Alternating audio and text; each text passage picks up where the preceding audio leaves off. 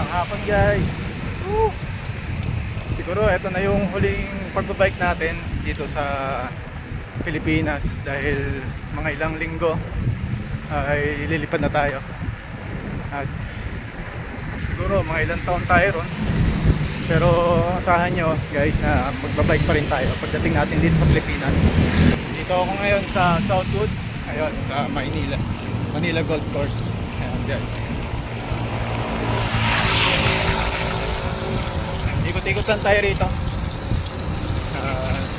Siguro pagurin lang natin yung sarili natin mga 30 minutes. Ikot-ikot tayo rito. Ayan guys.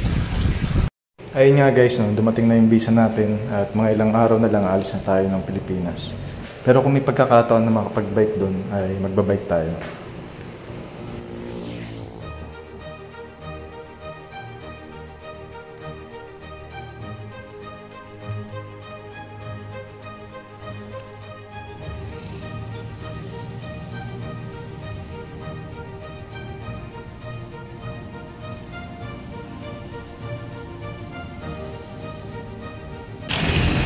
Ride safe guys.